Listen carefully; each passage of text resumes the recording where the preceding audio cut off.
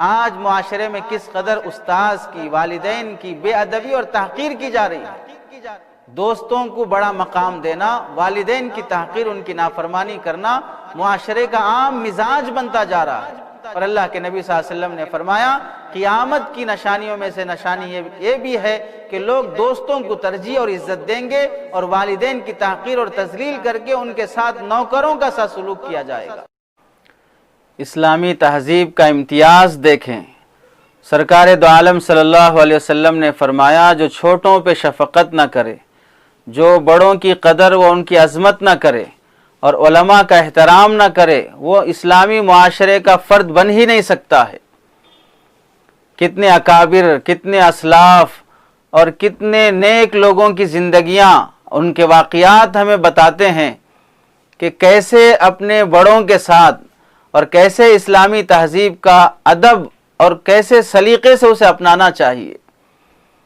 ایک ڈاکٹر صاحب تھے کہ اگر ان کے پاس کوئی مریض ایسا ہوتا کہ جس کے نام خلفائے راشدین کے نام جیسے ہوتے، جن کے نام صحابیات کے نام جیسے ہوتے، اور اس کی حالت سے بھی پتہ چل جاتا کہ یہ شخص ضرورت مند ہے، تو پھر اس چیٹی پہ لکھ دیتے تھے کہ اس سے پیسہ نہ لیا جائے، اس سے فیس نہ لی جائے۔ کسی نے ان سے پوچھ لیا کہ آپ فلاں فلاں سے کیوں فیس نہیں لیتے ہیں؟ تو ڈاکٹر صاحب نے کیا محبت بھرا جواب دیا کہ مجھے شرم آتی ہے کہ جس کا نام ابو بکر کا نام ہو، جس کا نام عمر کا نام ہو، جس کا نام فاطمہ اور عائشہ کے نام جیسے ملے ہوئے ہوں، ایسے نیک برگزیدہ نام والے شخصیات سے میں پیسہ لوں، مجھے اس بات سے شرم آتی ہے۔ یہ عقیدت اور محبت کی بات ہے۔ اور امام احمد بن حنبل رحمۃ اللہ علیہ کے واقعات میں لکھا ہے کہ ایک نہر پر وضو کرنے کے لیے بیٹھے، شاگرد بھی وضو کرنے کے لیے آیا لیکن اوپر کی طرف بیٹھا۔ مخزن اخلاق میں یہ واقعہ لکھا ہوا ہے۔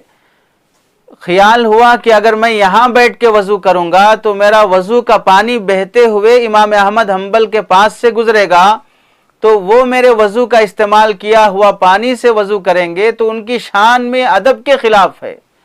وہاں سے اٹھ کے آیا، آگے جا کے بیٹھا۔ کتابوں میں لکھا ہے جب اس شخص کا انتقال ہو گیا تو کسی نے خواب میں دیکھا اور پوچھا تمہارا کیا حال ہوا؟ تو اس نے جواب دیا کہ صرف اس ادب پر کہ میرے استاذ کو میرا استعمال کیا ہوا پانی نہ لگے، اس ادب پر اللہ نے میری بخشش اور مغفرت فرما دی۔ استاذ کا ادب اس قدر شریعت میں دکھایا گیا۔ مجدد الفسانی رحمت اللہ علیہ رات میں سوتے وقت اس بات کا خیال رکھتے تھے کہ میرے پیر استاذ کے گھر کی طرف نہ ہوں۔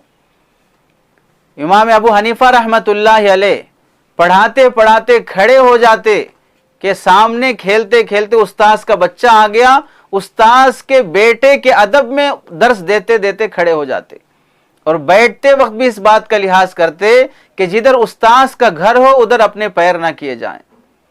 امام شافعی رحمت اللہ علیہ امام مالک کے سامنے ورق الٹاتے وقت بھی اس بات کا لحاظ رکھتے کہ ورق کی آواز سے استاذ کو تکلیف نہ ہو۔ استاذ کے سامنے کھانے پینے کو بے ادبی سمجھا جاتا تھا، اور آلات علم کا اس قدر ادب کہ مجدد الفسانی رحمت اللہ علیہ جس قلم سے کوئی دینی بات لکھی ہوتی اس قلم کے ساتھ بیت الخلا جانا گوارا نہ کرتے۔ ہاتھ اور قلم پہ روشنائی لگ گئی تو فوراً واش روم سے باہر آ رہے ہیں امام شافعی یا دیگر بزرگ کہ ہاتھ پہ روشنائی ہے، اور یہ روشنائی جس سے کتابیں اور حدیثیں لکھی جاتی ہیں، اور اس کے ساتھ واش روم میں جانا بے ادبی ہے۔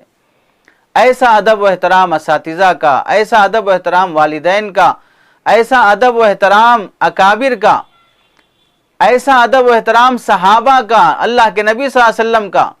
عباس رضی اللہ تعالیٰ عنہ سے پوچھا گیا جو نبی کے چچا ہیں، آپ بڑے ہیں یا محمد صلی اللہ علیہ وسلم بڑے ہیں؟ عمر پوچھی جا رہی ہے تو کیا جواب دے رہے ہیں؟ بڑے تو آپ صلی اللہ علیہ وسلم ہی ہیں، بس میں پہلے پیدا ہو گیا ہوں۔ کس بہترین انداز سے جواب دیا جا رہا ہے۔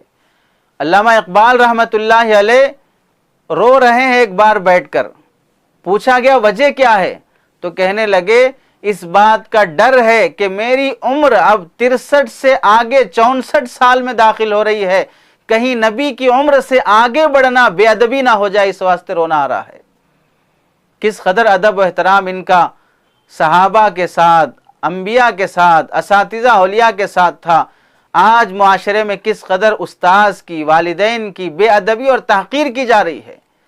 دوستوں کو بڑا مقام دینا، والدین کی تحقیر، ان کی نافرمانی کرنا معاشرے کا عام مزاج بنتا جا رہا ہے۔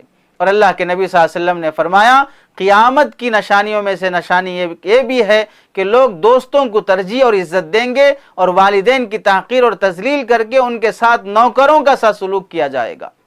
اللہ معاشرے کی ایسی بدعملی سے حفاظت فرمائے۔